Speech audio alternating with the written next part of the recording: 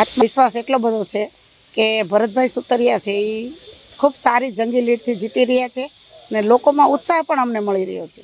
ગામડે ગામડે અમે જ્યાં જતા હતા ત્યાં બહેનોની ખૂબ મિટિંગો લીધી અને બહેનોમાં ખૂબ ઉત્સાહ જાગૃત થયો છે। ખાસ કરીને શિક્ષિત ઉમેદવાર ભણતરમાં ડિફરન્સ હોય પણ એ બેન છે એ અહીંયા રહેતા નથી, અમદાવાદ રહે છે અને વીરજીભાઈના દીકરી છે। હવે એ સાસરે વયા ગયા હોય તો હું તો કહું સાસરે પક્ષનું કરવું પડે, પિયર પક્ષનું મૂકી દેવું પડે, આ આપણો સમાજનો નિયમ છે।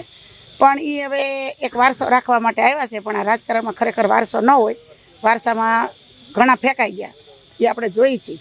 નવો ચહેરો છે, સાદા અને સિમ્પલ માણસ છે, એકદમ નિષ્ઠાથી કાર્ય કરે છે, એને નથી શેનો લોભ લાલચ કે મોહ શેનો નથી। ભરતભાઈને આવતા ગયા 5 વર્ષ એ તાલુકા પંચાયતના પ્રમુખ રહી ચૂક્યા છે, અત્યારે એ હાલમાં એ જિલ્લા પંચાયતના પ્રમુખ રહી ચૂક્યા છે।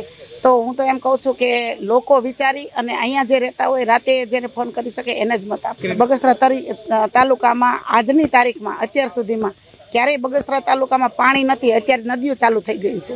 એનાથી વિશેષ સરકાર કેટલું આપે, દિવસે વીજળી આપી દીધી છે, નદીઓ ચાલુ થઈ ગઈ છે અને રોડ રસ્તાના કામ પણ એટલા બધા ફાસ્ટ ચાલી રહ્યા છે।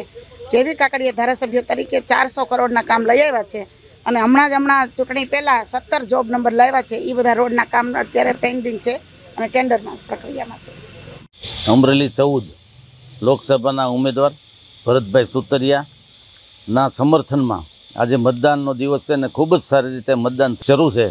આ મતદાન મોદી સાહેબને 3જી વાર વડાપ્રધાન તરીકે બેસાડવા અને દેશને વિકસિત કરવા અને દેશને સુરક્ષિત કરવા માટેનો આ મતદાન છે। ત્યારે સૌ લોકો ઉત્સાહભેર મતદાન કરી રહ્યા છે અને અમારા ભરતભાઈ સુતરિયા ખૂબ લીડથી જીતવાના છે એની અમે ખાતરી છે। અમરેલી જિલ્લાના વિકાસ માટે જે અધૂરા કાર્યો છે એ બધા પૂર્ણ કરવાના છે। અમરેલી જિલ્લો ફૂલ ડેવલપિંગ થાય એના માટે અમે પ્રયાસો કરી રહ્યા છીએ। વિશ્વની મોટામાં મોટી લોકશાહી સંસ્થા પૈકીની એક એ આજે ભારતની અંદર લોકસભાની ચૂંટણી ચાલી રહી છે। ત્યારે અમરેલી જિલ્લાના બગસરા શહેરની અંદર પણ મતદારો આજ વહેલી સવારથી જ એ આપ જોઈ રહ્યા છો કે મતદાન કરી રહ્યા છે અને પોતાની પવિત્ર ફરજ એ બજાવી રહ્યા છે।